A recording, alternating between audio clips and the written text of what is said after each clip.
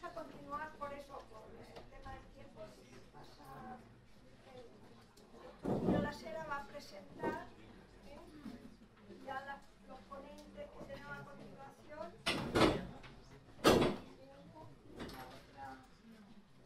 Pues mientras empiezan los ponentes, yo quería resaltar 4 pinceladas de 2 cosas que se han estado diciendo.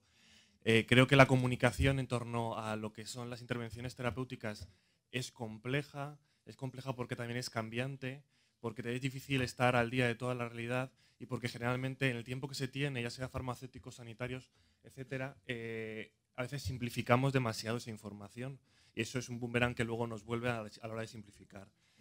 Otra cosa es la interdisciplinariedad.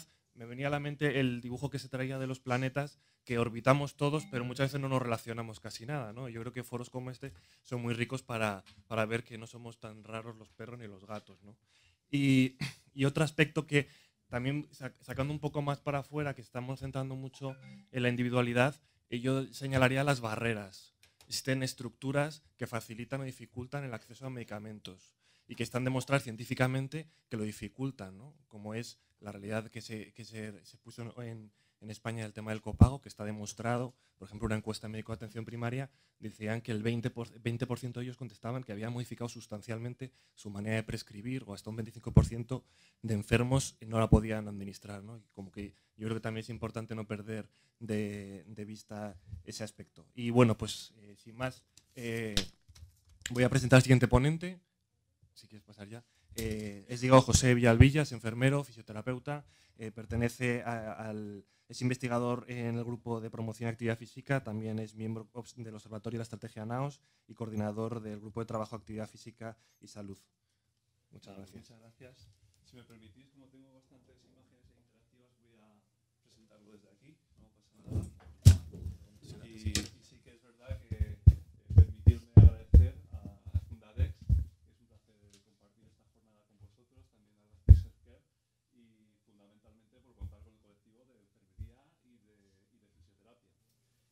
Y sobre todo porque voy a hablar de la adherencia como estilo de vida y sí que me gustaría que no quedase hoy, que ya sé que estáis todos acostumbrados a tomar un café. Yo creo que en las jornadas hay que romper también con el sedentarismo. El sedentarismo, y os voy a animar en 20 segundos antes de empezar la sesión a levantaros, poneros en pie. Es malo, es decir, fijaros poner en la cadera las manos, pensáis que la pelvis necesita bascular un poquito hacia adelante. Las manos perpendiculares al suelo, ¿de acuerdo? Notamos un poquito el abdomen y subimos las manos hacia arriba. Notamos que nos tiran mucho hacia arriba, que nos intentan levantar, nos quitan todas las cargas y soltamos y nos vemos ya relajados y con ganas de aguantar otras provincias de la... Bien, y es interesante que la nutrición no solamente hablar de la nutrición, sino también del coffee discipline, del ejercicio físico, que es un poco nuestra especialidad. Y vamos a ver cuáles son los factores de éxito para conseguir una buena adherencia. Ya que hemos hablado mucho de fármacos, hablaré un poquito más de estilo de vida. Simplemente comentar, este es un estudio que se publicará próximamente en la Oficina Europea de la OMS, que somos de los países en los que es más problemático o mayor prevalencia hay de inactividad física. No entraré a los datos concretos, que los comentaré después, y simplemente decir que desde el Observatorio de la Estrategia NAOS, aparte de la actividad física, también en las reuniones de trabajo nos preocupa mucho el consumo de sal. No es un tema menor el consumo de sal, le damos mucha importancia en el ámbito de la Estrategia NAOS, porque es un determinante muy importante de años de vida libres de enfermedad. La recomendación europea es de 5 gramos por día y nosotros, la media española está en 10 gramos por día, con lo cual tenemos mucho trabajo que hacer. No es una recomendación solo para los hipertensos, es una recomendación para toda la población. Lo mismo ocurre con el porcentaje de consumo de grasas saturadas, también estamos por encima de lo recomendado, y por el consumo de azúcares refinados. Y esto es algo común a la sociedad occidental y en la mayor parte de los países europeos. Por lo tanto, vamos a ver de qué forma influye esto en una situación de envejecimiento poblacional que tiene que ver con la estructura de la pirámide poblacional, con baja natalidad y elevada esperanza de vida, en los cuales si envejecemos con 2/3 de la población sedentaria y con estos hábitos alimentarios, lo que vamos a conseguir va a ser llegar al año 2052 con 16 millones de personas mayores, con la tasa de dependencia del 100%, que va a querer decir que por cada trabajador habrá una persona dependiente, bien menor de 15 años o mayor de 65, y con una gran carga de enfermedad, que es lo que queremos prevenir con el ejercicio físico. Fijaros que la fracción atribuible de enfermedad crónica debido al ejercicio físico es del 19% para la enfermedad cardiovascular, del 31% para la diabetes tipo 2, del 33% para el cáncer de mama y del 31% para el cáncer del colon.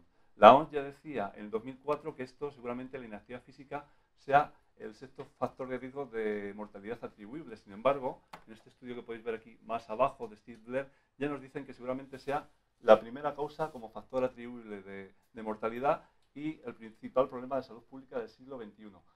Y además de esto, lo que veremos aquí es que seguramente por el aumento del siglo es muy probable que seamos pobres. Con lo cual, la lucha contra las desigualdades sociales también es importante, porque si fuéramos todos ricos, pues generaríamos muchos nichos de empleo, pero no es eso la realidad con la que parece que vamos a enfrentarnos. Con lo cual, también voy a destacar que en esta población, las generaciones sucesivas, estamos ahora hablando de una prevalencia de obesidad infantil más sobrepeso superior al 43% de la población española. Con lo cual, de ahí se va a derivar una carga de enfermedad también muy importante. Con lo cual, vamos a ver que la carga de enfermedad debido al estilo de vida pues va a estar centrada en la mayor parte de los problemas crónicos que nosotros estamos empeñados en tratar, más que en prevenir. Y por eso voy a trabajar un cambio de mentalidad. Y la pregunta que les hago a ustedes es, ¿ustedes son fumadores?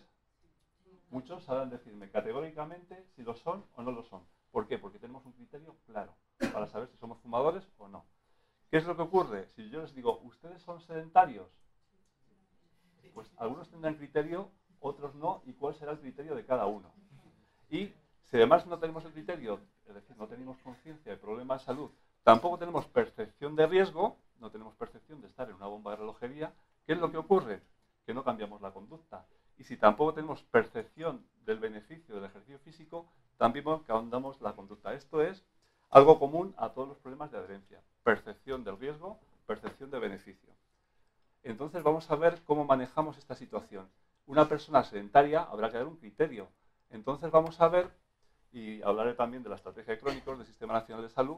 Esto se ha aprobado recientemente, hace 2 meses, las recomendaciones nacionales de actividad física y salud, que ya se vienen trabajando desde hace mucho tiempo por la American Heart Association y por las recomendaciones mundiales que publicó la Organización Mundial de la Salud en el año 2010. Y si yo les pregunto a ustedes, ¿ustedes en los últimos 6 meses han cumplido las recomendaciones internacionales de actividad física? Es decir, como mínimo han realizado 150 minutos de ejercicio físico de intensidad moderada a la semana o una combinación con 75 minutos de ejercicio físico vigoroso y además han realizado 2 sesiones semanales de ejercicios de fuerza. Yo no les estoy preguntando si son sedentarios, ya les estoy preguntando si han seguido unas recomendaciones muy concretas. Entonces nos falta tener concreción en las recomendaciones. Y por eso es muy importante que el Sistema Nacional de Salud haya implementado ya unas recomendaciones, que casi siempre estamos cogiendo recomendaciones internacionales, sino unas recomendaciones españolas. Entonces, que serían más o menos el resumen de todas, en las cuales vamos a ver que tenemos distintos aspectos: ejercicio aeróbico, ejercicios de fuerza, y en los mayores tenemos también ejercicios de equilibrio, y que son distintas para distintos grupos de edad. Con lo cual yo les diré, el sedentarismo implica, o ser activo, mejor, vamos a definirlo en positivo, quiere decir que cumplimos las recomendaciones de actividad física que corresponden a nuestro grupo de edad. Estamos hablando de unas recomendaciones mínimas, es decir, lo mínimo para empezar a obtener beneficios para la salud, ¿de acuerdo? No es lo ideal. Lo ideal sería aumentarlas, ¿de acuerdo? Entonces, esto mismo lo pregunta la encuesta nacional de salud, y los datos que tenemos más recientes lo que nos dice es que el porcentaje de población que cumple las recomendaciones internacionales de actividad física en España, pues vemos que en la mayor parte de los casos no llega al 70%. No he dado el dato anteriormente de la OMS, pero este dato de la OMS hablaba de que seguramente el cumplimiento estaba por encima del 60%, pero cuando ya cambiamos la pregunta y somos más concretos, ya vemos que el porcentaje disminuye. Vamos tomando conciencia de cuál es el problema. Entonces, nosotros, a pesar de eso, además vemos que tiene una distribución muy desigual. Por ejemplo, en esta pregunta que hacía referencia al ejercicio que se realiza en el tiempo libre, vemos que hay un problema con los mayores, que es más frecuente en las mujeres, y especialmente adolescencia y especialmente en mujeres, lo cual es un problema muy importante de salud pública. Y además vamos a ver que trabajamos poco en edades tempranas, sobre todo antes de los 0 o 4 años. ¿Qué es lo que ocurre? Que nosotros, en los departamentos de investigación de ciencias del deporte, la validez que damos a las respuestas de los cuestionarios es poca o nada. Entonces, investigamos con acelerometría, que es el método objetivo de valorar la adherencia a las recomendaciones. Entonces, vamos a ver algunos de los estudios que hemos publicado este año. En este estudio, lo que queríamos saber es que en qué medida ese conjunto de pacientes hipertensos que acudían a nuestras consultas, a 80 de ellos les pusimos un acelerómetro durante una semana y queríamos ver qué es lo que ocurría. ¿De acuerdo? Bueno, vamos a ver los que cumplen la recomendación mínima de 300 minutos de actividad física de intensidad moderada.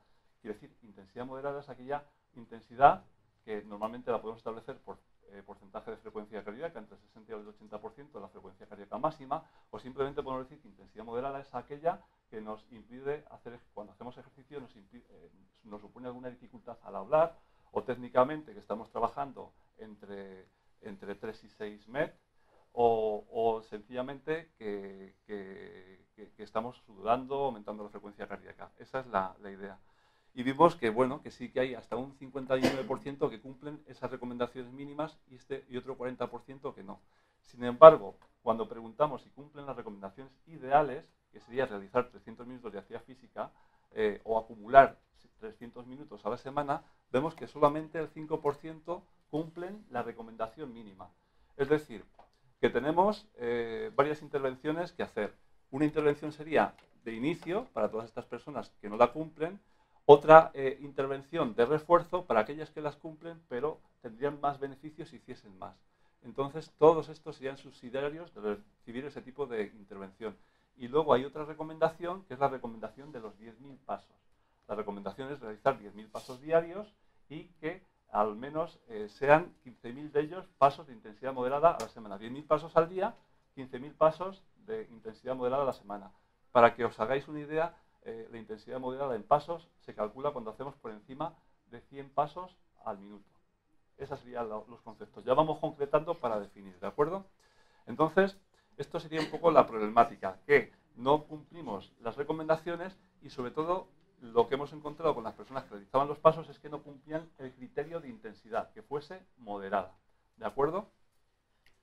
Vamos a seguir avanzando y vamos a ver cómo evaluar el cumplimiento. Vamos a ver que las nuevas tecnologías van a ser importantes, pero en general el autorregistro, aunque sea en papel, de la conducta es importante.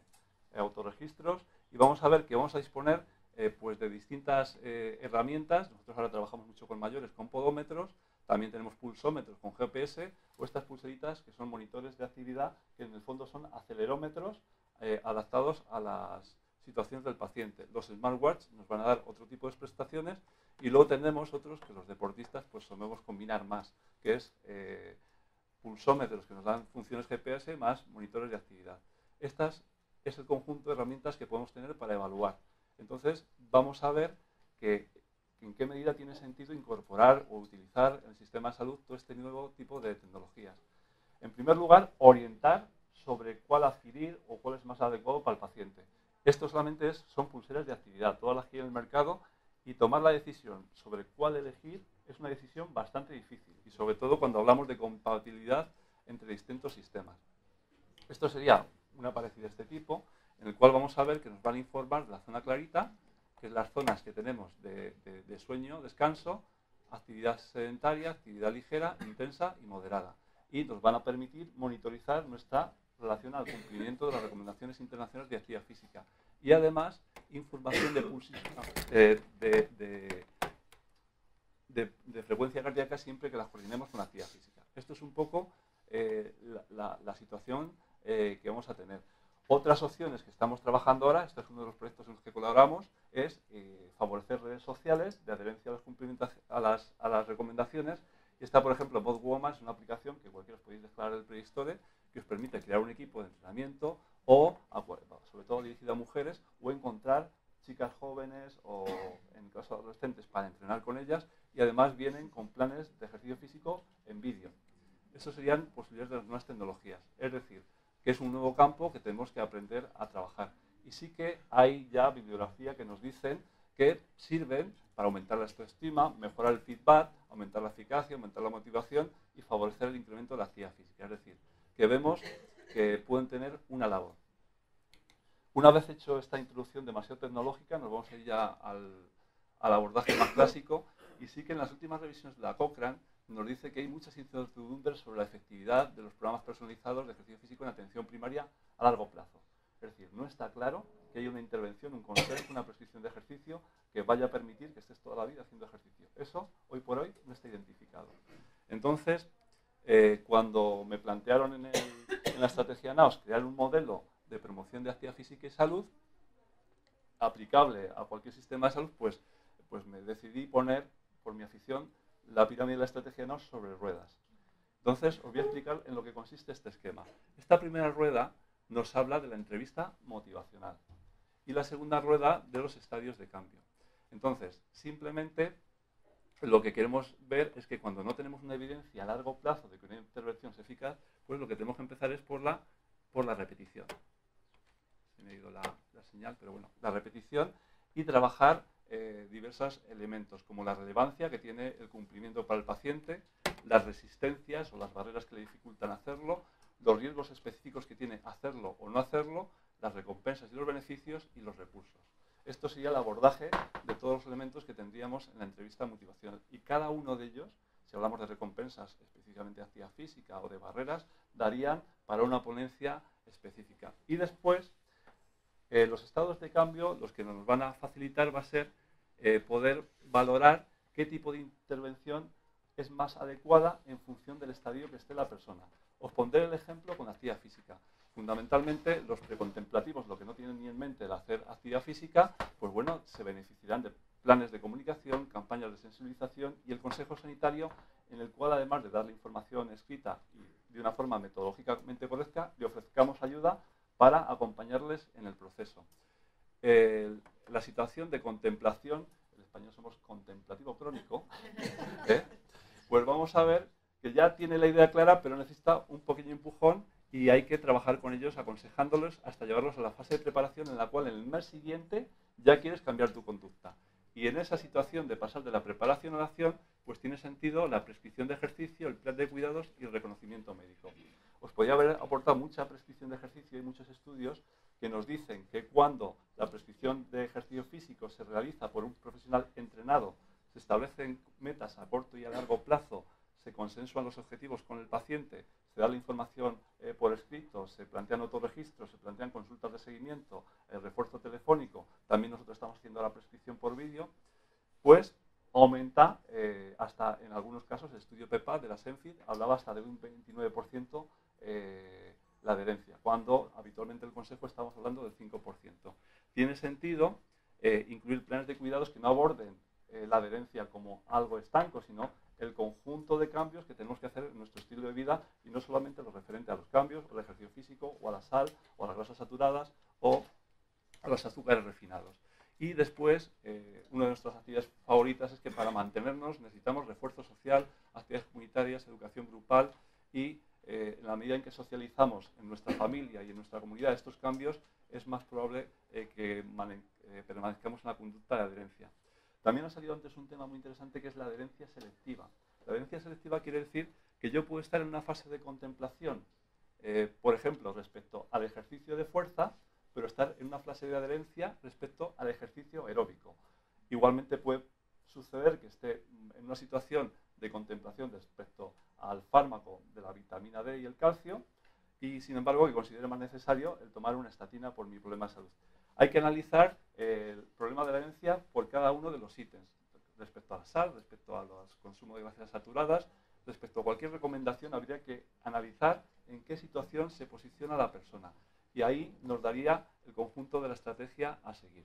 Esto es un poco de forma rápida cómo funciona. Sí que, respecto al consejo, un apunte breve. El Ministerio de Sanidad, en la estrategia de crónicos, ha publicado cómo hacer este tipo de consejos. Y simplemente puntualizaré un ámbito, y es que este documento, que es un documento oficial del Ministerio, nos dice que hay que coordinarnos con los recursos comunitarios, ¿de acuerdo? Y veré ahora de qué forma podemos aplicar este aspecto. Nosotros os voy a comentar un poco cómo trabajamos la adherencia al ejercicio desde un punto de vista de intervención comunitaria. Entonces, en este sentido, también la estrategia de promoción y prevención del Sistema Nacional de Salud ha salido de guía de implementación local, en la cual nos recomienda que hay que hacer en cada municipio una comisión intersectorial que aborde los problemas de salud a nivel local. Es decir, todas estas estrategias que estamos haciendo por las alturas no llegan a la población. Y hay que ver cómo trabajamos con la comunidad. Este es un poco lo que hemos hecho allí en Vallecas, que es el proyecto que os voy a poner como modelo y que más este año también ha ganado un premio de la estrategia NAOS. Entonces, lo que hemos allí, tomando como base el Consejo de Salud de Vallecas, hemos trabajado de forma coordinada las administraciones públicas, municipales, Madrid Salud, servicios deportivos de Vallecas, sociedades de vecinos y los integrantes de la Comunidad de Madrid junto con sociedades científicas y nuestros departamentos de investigación de la universidad. ¿Y qué es lo que ha ocurrido? Esto sí un poco el esquema del PACAT, del Programa de Actividades Comunitarias de SENFI, lo que nos recomienda. Pues nos hemos visto que en principio, para los estilos de vida, igual que hacemos una metáfora de que el ejercicio es un fármaco, ¿y qué ocurre? Que el ejercicio es un fármaco y el fármaco tiene una regulación que se dispensa en una oficina de farmacia, que existe una reglamentación. Pues nosotros en el caso del ejercicio hemos hecho una regulación, no os la voy a explicar, pero sí que debe estar regulado cómo se establece la relación de los proveedores de ejercicio físico, el servicio deportivo, con los servicios de salud. Y esto hemos trabajado y nos ha dado lugar a una serie de productos totalmente distintos a los que teníamos ahora. Este producto, por ejemplo, de gimnasia para madres e hijos, es un producto que tenemos en el cual las mamás con niños de menos de 10 años, cada programa tiene su criterio de inclusión, pues le ofrecemos recuperación postparto, gimnasia progresiva, rehabilitación del suelo pélvico y estimulación temprana del niño por parte de licenciados en ciencias del deporte. Pero luego hay un equipo multidisciplinar que oferta la educación grupal que tiene que ver con promoción de la lactancia, apoyo a la crianza y el ciudadano percibe un producto único, aunque colaboramos hasta 3 administraciones públicas distintas en su elaboración. No estamos incorporados ni coordinados con los servicios de farmacia, ni con las farmacias comunitarias, pero bueno, hoy me habéis dado alguna idea. Y cuando sale el paciente de la consulta, pues sabe cuáles son los horarios, las tasas municipales y lo que puede hacer. Otro elemento que le damos mucha importancia es el programa Familias Activas, que es con el que abordamos la obesidad infantil. Estamos haciendo fatal en la Comunidad de Madrid, sobre todo con la obesidad infantil. Es decir, tenemos 134.000 niños obesos y en seguimiento en la cartera de servicios tenemos 5.000. La mayor parte de estos problemas son desconocidos para el sistema. Nosotros tenemos un montón de ofertas de terapias, intervención familiar. La intervención familiar es importante para la adhesión en cualquiera de sus aspectos, pero especialmente en la obesidad infantil. Y lo que ofertamos son 2 horas de actividad física semanal, igual que en el otro caso, y además un programa de educación para los padres. En el programa ALAS ofertamos programas de educación para pacientes obesos y pacientes con riesgo de diabetes. Aquí lo filtramos por el test de Finrix y por el SCORE. Igual, cada uno de estos pacientes tiene 2 horas de ejercicio físico y un programa de intervención grupal. Igualmente tenemos numerosos grupos de paseo. Esto es ya el ejemplo que hacemos. Otro tipo de trabajos que estamos haciendo es, aparte del abordaje comunitario, con la estrategia de integración de procesos asistenciales. Os voy a explicar, por ejemplo, cómo estamos implementando el documento de consenso sobre prevención de fragilidad y caídas en personas mayores. La fragilidad es un estadio previo a la dependencia, pero que puede ser reversible, sobre todo detectándolo mediante un test de condición física y implementando un programa multicomponente de actividad física. Esto lo estamos haciendo. Estamos filtrando, identificando a los pacientes frágiles y les ofertamos en el centro deportivo un programa de actividad física específico para ellos. También tenemos programas de ejercicio físico específico para robustos y programas de ejercicio físico para los domicilios, mediante un programa en el cual los servicios deportivos se integran en los protocolos de los sistemas de salud. También lo estamos trabajando este mismo problema y pilotando en el SESCAN, en el programa Castilla-La Mancha Más Activa. Y fundamentalmente lo que hacemos es integrar el Consejo Sanitario, dar recomendaciones sobre las actividades, recomendaciones internacionales de actividad física, una prescripción muy concreta adaptada a la situación del paciente y una derivación administrativa al centro deportivo con la cual nos coordinamos, informamos de las tasas, horarios, ese tipo de actividades. Todos estos son algunos de los grupos que hemos creado el año anterior, que es lo que voy a presentar la evaluación. Aquí estábamos más o menos en 300 pacientes. Este año ya hemos superado 1.000 pacientes metidos en programas de este tipo. Y teniendo en cuenta que eran todos pacientes sedentarios antes de iniciar el programa, vemos que la adherencia conseguida es para hábitos saludables, que son los pacientes con riesgo de diabetes del 82%, 60% para caminar por Madrid, 84% para familias más activas, obesidad infantil, el de mamás y bebés un 91% y el 78% de media de adherencia. Esto, el abordaje comunitario de la adherencia, nos da un potencial mucho mayor que si hubiéramos trabajado cada uno de los actores de la comunidad por separado. Y esto, aunque lo pensemos no solamente en ejercicio, pensarlo también en fármacos, es lo que daría el mejor resultado. Y finalmente, para concluir ya, decir que aquí, en la Comunidad de Madrid, referente a la actividad física, no tenemos un plan integral de actividad física que permita que esto que hacemos a nivel comunitario se pueda extender a nivel de todas las administraciones públicas. Sí que existe en Cataluña, y vemos que en Cataluña han disminuido entre el 2006 y el 2013 el sedentarismo un 15%. Y es que los problemas de adherencia deben estar contemplados en todas las políticas, que es lo que nos dice Helsinki 2013. Habéis hablado de servicios sociales, de educación, de infraestructuras, de medio ambiente. Es decir, es un trabajo, digamos, que es de todos. Hay que tratar en todas las políticas y además multidisciplinar. Propuestas que tenemos actualmente, y ya finalizamos. Una de las propuestas que estamos trabajando actualmente en el PAS, el Grupo de Investigación de Promoción de Actividad Física y Salud de la Facultad de Ciencias del Deporte de Toledo, es el Health Project, que es un proyecto realizado por varias universidades europeas, Susana Aznar, que es la coordinadora española, y Diane Cron, quien está a mi derecha, que lo que vamos a facilitar va a ser formación libre y gratuita para todos los profesionales de la salud pública de la Unión Europea, ¿de acuerdo? Lo podéis descargar y vais a ver que estamos trabajando, bueno, elegir mejor el idioma, porque como lo tenemos para todos los idiomas, vais a ver que aquí tenéis el módulo para formaros y aquí materiales para los pacientes. Un detalle, damos información a los pacientes sobre cuáles son sus objetivos, cuáles sus objetivos en salud, en nutrición, en actividad física, pero hay que tener una estrategia de cambio y tenemos que tener también una estrategia, un pensamiento estratégico cuando nos enfrentamos al fenómeno de la adherencia. Y finalmente, para concluir, y podría haber aportado bastante bibliografía en este sentido, decir que las personas físicamente activas se comprometen con mayor frecuencia con comportamientos saludables. Consolidar la adherencia a las mismas puede facilitar la promoción de salud hasta límites insospechados. Es decir, no veamos el problema de la adherencia como algo estanco, porque yo voy a trabajar la adherencia a la actividad por aquí, la adherencia al fármaco por allá, la adherencia a una dieta saludable. No, cuando trabajamos sinérgicamente, pues conseguimos mejores resultados.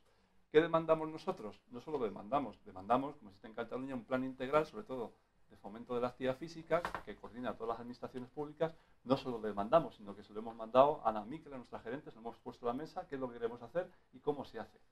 Ya no nos quedamos solamente en exigir y trabajar de forma conjunta pues, la adherencia en comportamiento saludable. Y nada, este será uno de los temas centrales de nuestro próximo encuentro, actividades comunitarias de atención primaria, que será en Cuenca 2015. Y nada, en cualquier caso la adherencia siempre nos dice que perseverando siempre esperamos un mañana mejor. Muchas gracias. Yo creo que los próximos 2 meses vamos a subir sin ascensor todos los que estamos en esta sala. Gracias por esta sesión tan motivadora. La siguiente ponente es la doctora María Fortún, es directora de Atlantis en España y responsable del equipo clínico. ¿Quieres sentarte aquí, prefieres? No, me da igual si es para ponerla. Dentro... ¿Te lo pongo? Es que no veo.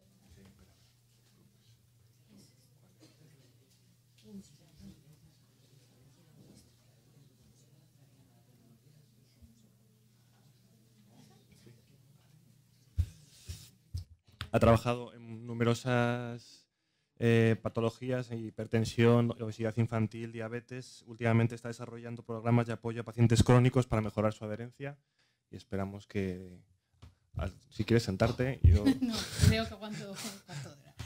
No, además voy a intentar ser breve porque veo que no vamos bien de tiempo y también porque ya se han dicho muchísimas cosas interesantes que tampoco voy a entrar a repetir, ¿no? A mí lo que sí me gustaría centrar la ponencia es un poco desde un punto de vista práctico, es decir, desde un punto de vista aplicado, más bien. Es decir, hemos hablado mucho de muchos datos que son a veces escalofriantes, ¿no? De pensar que el 50% de los pacientes crónicos no están cumpliendo con la pauta farmacológica o no farmacológica, tal y como se ha prescrito, es preocupante, es muy preocupante. Y pensar que muchos de esos factores, bueno, pues son muchos de los factores que lo están, digamos, que están predisponiéndolo, ¿no? Que están prediciendo esa no adherencia, para mí, pensar que muchos de esos factores son modificables, para mí es un punto optimista, ¿no? Podemos trabajar sobre ellos, podemos modificar muchos de los factores que al final están haciendo que un paciente no sea adherente, ¿no? Hemos hablado mucho de factores que tienen que ver con el entendimiento del paciente sobre las pautas, con la participación activa del paciente, con la relación del paciente con el profesional sanitario, sea el que sea. Es decir, estamos hablando de factores que van más allá de factores inmodificables, como se venía hablando tradicionalmente hace unos años, como podía ser el sexo, podía ser la edad, ¿no? Ante lo cual no podíamos hacer nada, porque obviamente 20 años menos nadie nos los puede dar, ¿no?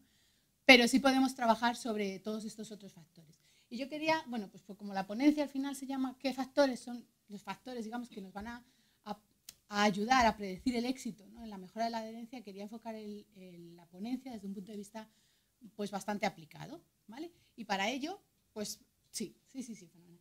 Tenemos que tener en cuenta que, tal y como se ha dicho, la adherencia es un problema complejo, es un problema que requiere un abordaje desde muchos puntos de vista, ¿vale? Y por todo ello no nos valen intervenciones sencillas. Es decir, intervenciones que igualmente se han puesto en práctica muchas veces, como puede ser una alarma, o pueden ser intervenciones muy específicas, valen, pero valen en un conjunto muy pequeño de pacientes. Normalmente el paciente con un alto riesgo de no adherencia es un paciente mucho más requiere un tratamiento, una intervención mucho más compleja que simplemente decirle, es importantísimo que usted se tome la medicación tal y como yo se lo estoy diciendo, ¿no?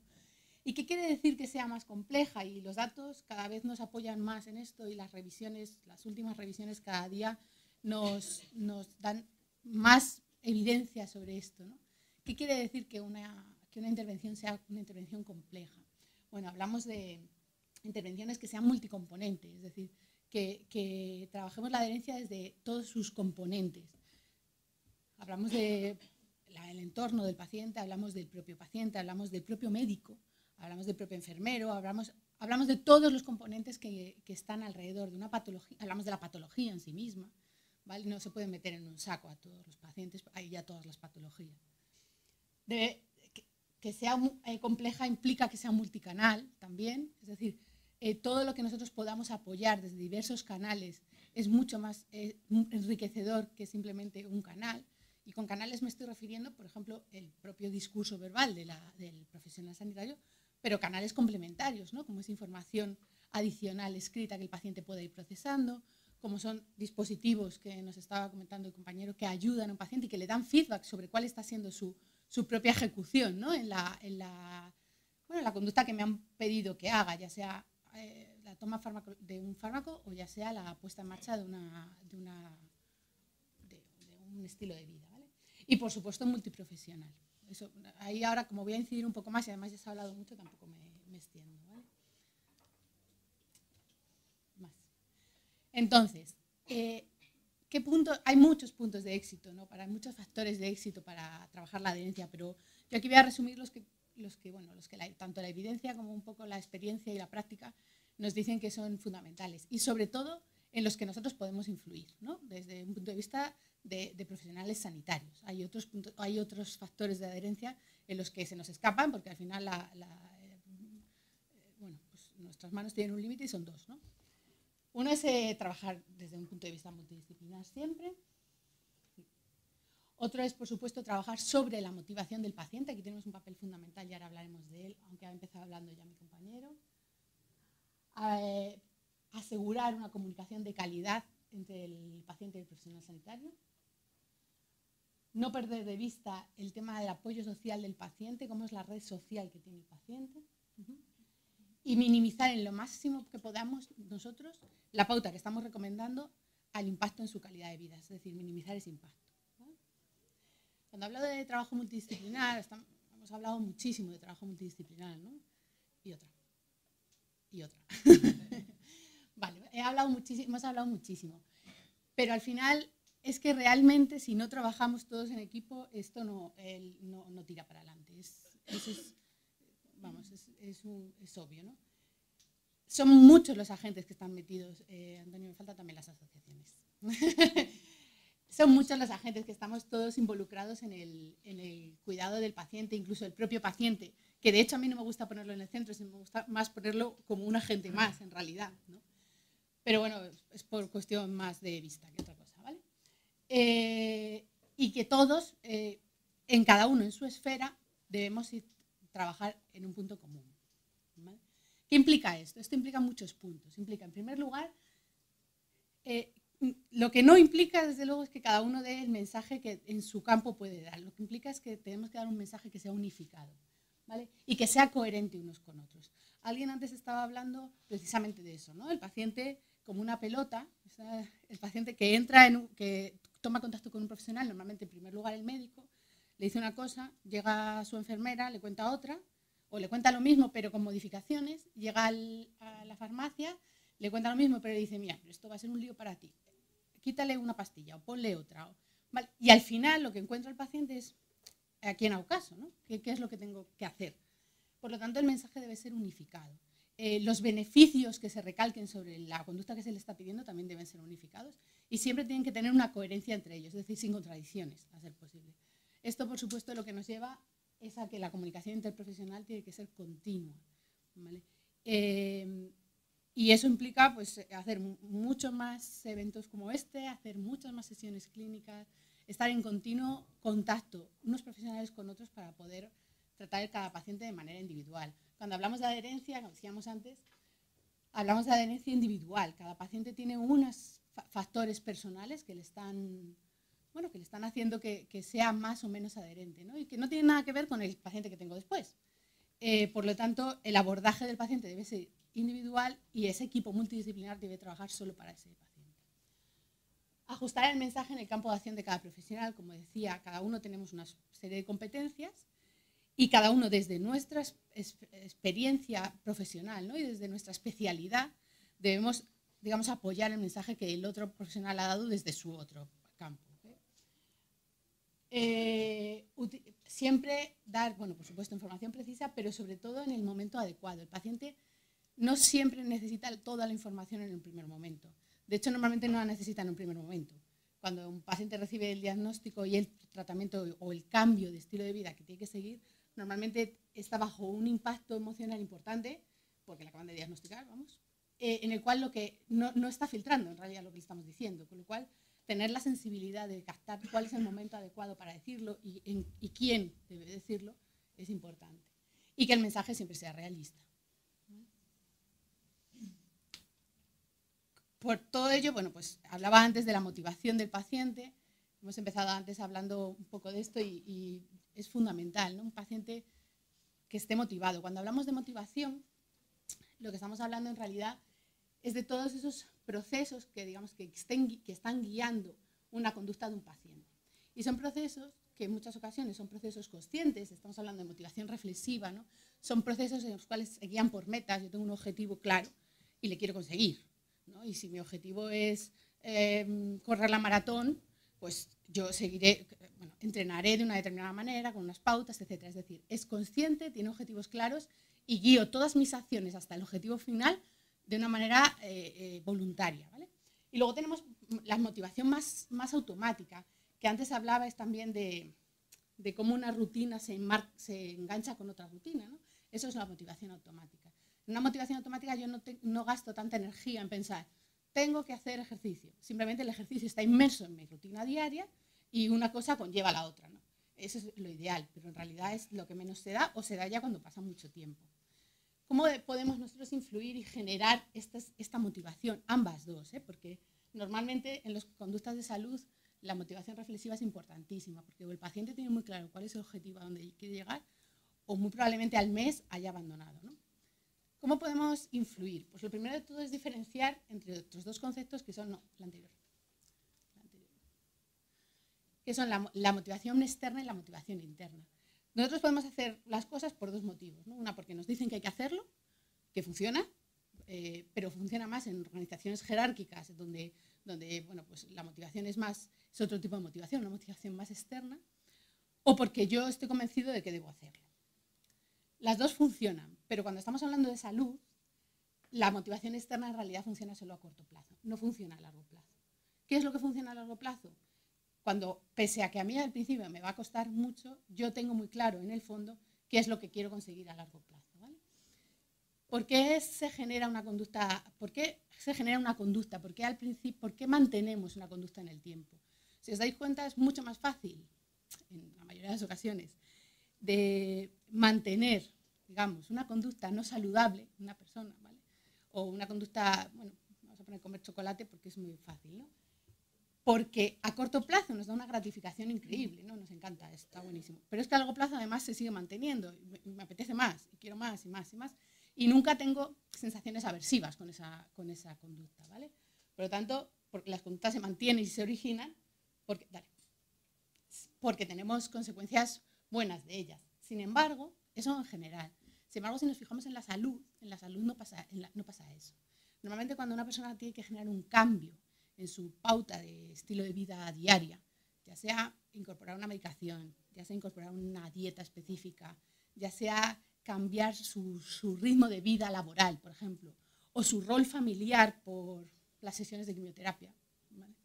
Lo que ocurre es que normalmente a corto plazo obtiene una serie de efectos adversos, de consecuencias negativas que no se ven compensadas con todas las promesas que me han hecho de que a la larga esto va a ser buenísimo, ¿no? Me va a mejorar la salud, va a ser maravilloso, me voy a sentir mejor, más ágil, etc. Entonces, es muy natural que una persona, la motivación baje al principio del todo. Vamos a ver un ejemplo, por ejemplo. Me colaboro en hacer ejercicio, precisamente. Dale. Cuando nosotros hablamos de conducta de hacer ejercicio, lo que nosotros le proponemos al paciente normalmente son beneficios que va a obtener a largo plazo. A largo plazo, pues si usted es hipertenso, va a bajar sus niveles de presión arterial. Si usted tiene colesterol alto, va a bajar el nivel de colesterol. Es decir, su salud general en la patología que sea va a mejorar. Además, el estado de ánimo ya verá cómo va a ser muchísimo más, más alto, se va a sentir más ágil y sobre todo la satisfacción personal de haber conseguido correr la maratón al final. Eso es lo que se le promete. Y el señor sale a correr el primer día. ¿Y qué ocurre el primer día que sale a correr? Que efectivamente a corto plazo él está convencido de que su salud va a ser maravillosa. Y además que se siente muy bien, ¿no? La autoeficacia, la sensación de eficacia con uno mismo se siente fenomenal. Pero sin embargo también aparece el cansancio, aparece el sudor, aparece la sensación de no encontrar el momento adecuado porque el día tiene 24 horas y yo no necesito 30, las agujetas, etc. Es decir, a corto plazo, todo lo que a mí me han prometido no me merece la pena para continuar, ¿vale? Algo parecido, que no me voy a extender, encontramos con el abandono tabáquico, por ejemplo, ¿no? Igualmente, a largo plazo tiene un montón de beneficios, que todos estamos convencidos de que los hay, y que si realmente tuvieran tanto poder, no habría fumadores en el mundo. Lo que ocurre en realidad a corto plazo, cuando una persona empieza a dejar de fumar, es que encuentra que la tos aumenta a corto plazo, que efectivamente la ansiedad y el deseo se disparan, empieza a faltar concentración, ya no sé qué hacer en las situaciones sociales, porque no tengo la mano ocupada, etcétera, ¿vale? Por lo tanto, ¿qué debemos hacer? Sí, perfecto. Por lo tanto, ¿qué debemos hacer? Por supuesto, cambiar esa valencia de consecuencias en el paciente, ¿vale? Conseguir que el paciente obtenga a corto plazo beneficios que en realidad están teniendo a largo plazo, ¿vale? No, para otro lado. En primer lugar, no obviando estas consecuencias negativas. Es muy común que cuando trabajamos con un paciente en educación para la salud o en concienciación sobre un tratamiento, es muy común que obviemos que en realidad existen los efectos adversos, ¿vale? Porque bueno, pues si los obtiene ya vendrá, ¿no? Que obviemos que se va a sentir mal y que obviemos, bueno, pues consecuencias negativas. Hay que ponerlo sobre la mesa, ¿vale? Y hay que anticiparlas. ¿Para qué? Para que primero no le pille de sorpresa y segundo, pueda poner en marcha estrategias a priori que digamos pase todas esas consecuencias negativas que en un primer momento tengo. Nosotros estamos continuamente viendo pacientes que precisamente nos dicen eso, ¿no? Nos dicen, si a mí me hubieran advertido de la diarrea, por ejemplo, pues claro, no hubiera abandonado el fármaco, pero lo que hago es que me asusto, lógicamente, ¿no? Llevo 15 días sin parar con diarrea, que es una diarrea que está controlada y que es normal, pero como nadie me ha dicho que es normal, pues lo que hago es abandono la medicación, ¿no? Etcétera. Por lo tanto, muchas veces simplemente el anticipar y explicarle cómo manejar eso es suficiente para que el paciente supere ese primer momento en el cual se va generando el hábito. Por lo tanto, al final, lo que promovemos y lo que queremos promover es que la decisión sea personal, no impuesta, aunque la decisión del tratamiento, por supuesto, no viene del paciente. El paciente tiene que asumir esa decisión como parte suya, ¿vale? Meditada y no impuesta, ¿vale?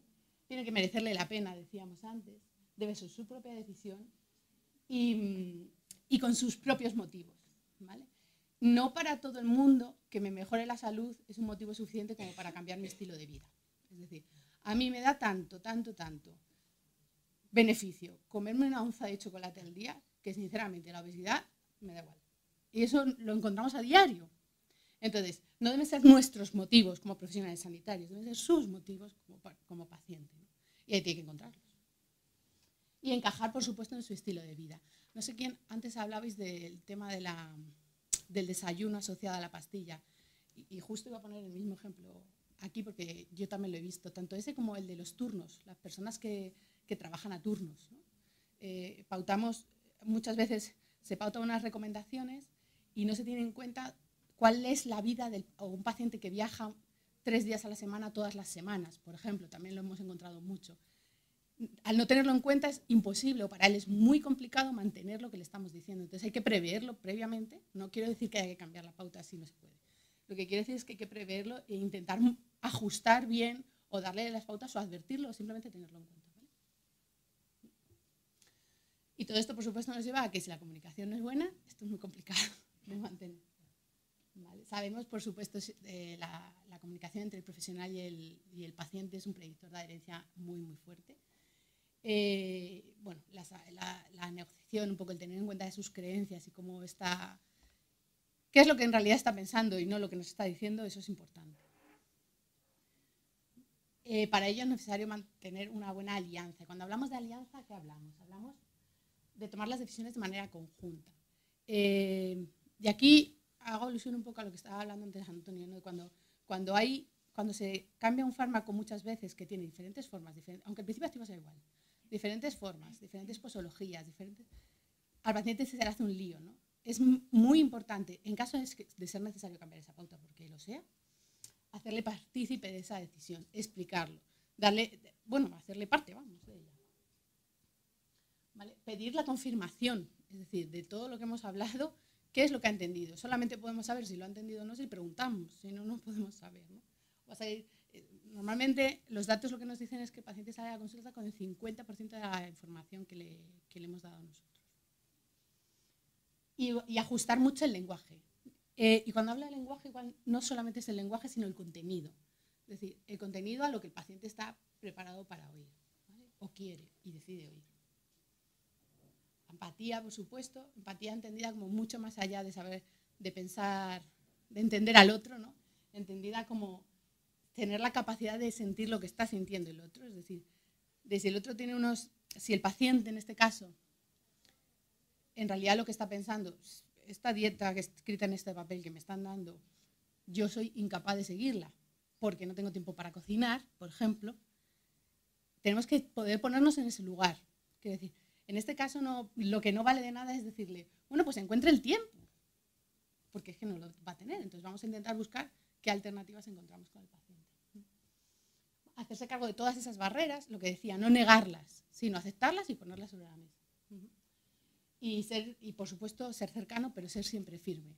Las decisiones son del profesional sanitario, ya sea el médico, enfermera, farmacéutico, etcétera, son las que son, ¿vale? Y en eso no, hay que ser firme, pero siempre hay que intentar adaptarse. Cuando hablamos de apoyo social, en realidad lo que estamos hablando es del apoyo que el paciente percibe. También igualmente hablábamos del apoyo social como un predictor de una adherencia importantísimo, ¿vale? De hecho, podemos decir algún dato, pues como puede ser el apoyo emocional que percibe el paciente, aumenta casi en 1.5 la no adherencia, la cohesión familiar casi en 2, y el apoyo social que tiene la vivienda, pues igual, ¿no? Es decir, nosotros no podemos hacer nada por darle gente a su alrededor, lo sé, o sea, no va por ahí el tema. Pero sí es verdad que lo que podemos hacer es tener en cuenta cómo es el entorno de ese paciente para poder valorar hasta qué punto esta persona es más probable que vaya a continuar un buen autocuidado o no, ¿no? Y actuar, ¿vale? Lo que decía, tenerlo presente, valorarlo como dentro de la propia práctica, es decir, bueno, pues eso, si vemos que es un paciente que está aislado, cuya motivación es bastante baja, que no tiene una red tampoco social importante, ¿vale? Empecemos a sospechar que es muy probable que este paciente no vaya a seguir la pauta farmacológica o no farmacológica tal y como nosotros le hayamos dicho, ¿vale? tiene todos los datos. ¿Vale? Muchas veces es importante que los familiares incluso acudan a consulta, hacerles partícipes, siempre que el paciente quiera, por supuesto, hacerles partícipes de lo que implica la patología, de lo que implica el tratamiento, de la importancia de seguirlo, porque es en muchas ocasiones cuando es el propio familiar el que está influyendo en eso, ¿no? Positiva y negativamente. Entonces, hacerle partícipe como parte habitual de la práctica es importante. Promover el asociacionismo en este sentido, ¿vale? El asociacionismo con otras personas que están padeciendo lo mismo que yo y que son expertas en ello, igualmente, en muchas ocasiones ayuda al paciente a mantener y a entender, sobre todo, qué es lo que a él le están pidiendo desde el sistema sanitario. Y bueno, hasta aquí, súper rápido, mis recomendaciones. ¿Vale? Muchas gracias.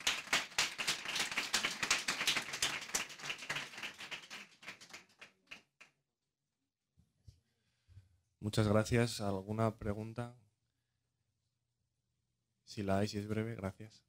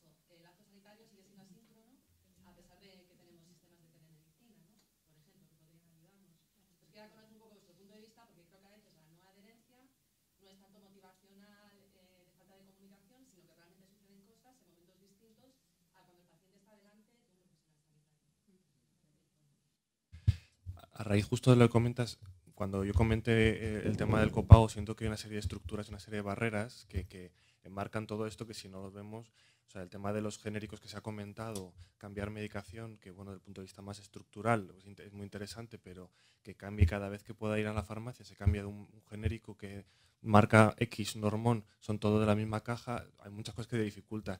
Incluso en eso, a mí me llama mucho la atención siempre el test de Maurice Green que se ha hablado, el cual uno de los puntos que dice es, si usted se encuentra mal en algún momento, deja de tomar la medicación, que me parece como un poco marciana la pregunta, porque si usted se encuentra mal, menos mal que deje de tomarlo, ¿no? Entonces, incluso a veces incluso la propia teoría respecto a la adherencia no tiene en cuenta elementos tan básicos como que si no se ha dado bien la información o que produce eventos adversos, pues es sensato reducir eso, y el acceso y las barreras de acceso para mí creo que juegan un papel clave el hacerlo. Igual que, por ejemplo, la teoría respecto al tema de la comunicación e información está bien, pero si los profesionales, especialistas, enfermería o atención primaria no tienen ni 5 minutos para dedicar a un paciente, es difícil poder establecer una dinámica en la cual se pueda transmitir bien la información. Gracias a Dios hay una atención continuada y, como decía el compañero respecto al tema de los pacientes, al final vamos tanto al médico que nos acabamos enterando, ¿no? Aunque sea después de 2 años, pero realmente sí que a veces hay elementos estructurales del propio sistema que no lo facilitan. Otra pregunta luego ya hacemos.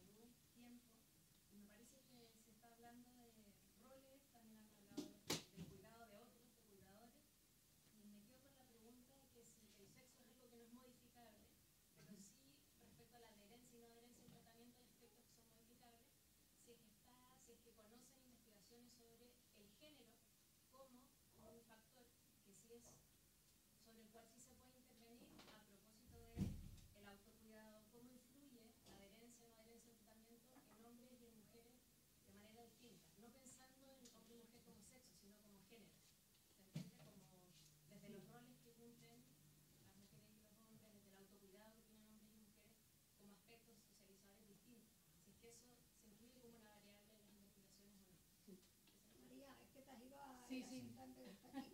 Bueno, te contesto. ¿Me oyes desde aquí? Sí. Sí, claro que tradicionalmente los estudios primeros de la herencia prácticamente solo incluían factores pues, como el sexo, la edad, el nivel socioeconómico, ese tipo de factores, por supuesto. Lo que pasa es que lo que se ha visto, cuando se han hecho revisiones en los que metes todos los factores y valoras un poco la capacidad predictiva que tienen, la capacidad predictiva que tienen de no adherencia, ¿no? O sea, el poder real, el peso de la no adherencia se termina igualando o incluso un poco menor que otros factores que son emergentes. Pero aparte, tener influencia, por supuesto, la edad más, pero por supuesto. Pensaba ahí en medir el factor género, ¿no? Con instrumentos de medida de género no considerado como sexo. Ya te entiendo. No te sé decir cifras de memoria, pero sí que hay mucho más, ¿eh? Hay mucho. Sí. ¿Alguna otra pregunta o reflexión? Sí. Simplemente por responder a la pregunta anterior, David Rodríguez os podría haber explicado mejor la estrategia de crónicos de la comunidad, pero eso aspecto que tú contemplas ya está previsto en la estrategia de crónicos, de tal forma que, sobre todo para el paciente complejo, se ha diseñado, se ha previsto una estructura en la cual la coordinación entre atención primaria, el médico de atención primaria, que tú vas a manifestarle el problema que te ha surgido con un fármaco que ha sido prescrito en atención especializada, se han habilitado canales para que haya un referente de cada especialidad médica para cada centro de salud, de tal forma que tú puedas obtener una respuesta especializada sin tener que demorar todo el proceso que supone hacer una interconsulta por la vía tradicional. Eso, si lo hubiera explicado David, todo el proceso Claro. está, porque se está enseñando cómo va a ser en el futuro, lo que pasa es que no está funcionando en todas las posibilidades. Importante porque ahora el paciente a veces se queda en un limbo. Sí, claro. Entre que vuelva especializada y el médico de primaria no le puede, aunque quiera dar esa respuesta. La verdad que, como veis, en la jornada de hoy hemos hecho un panorama muy genérico. Cada mesa sería causa de un curso, de una jornada propiamente dicha, pero lo cierto y verdad es que lo que está demostrado es que los compartimentos estancos de atención primaria, atención especializada, manteniendo el centro del paciente como el centro del universo en todos los profesionales, el ambiente, la sociedad, la comunidad, la familia, las asociaciones, los grupos de autoayuda. O sea, si eso es así, estamos necesitados de entendernos, de trabajar cada vez más de una manera colaborativa, y el mismo sistema lo ha percibido, sobre todo por lo que anteriormente se ha dicho, un punto de vista demográfico, desde un punto de vista sociológico. O sea, la población española, europea, cada vez más mayor, más adulta, y lo que la gente quiere es conseguir la máxima, o sea, añadir años a la vida, pero más vida a los años. Entonces, eso es un hecho.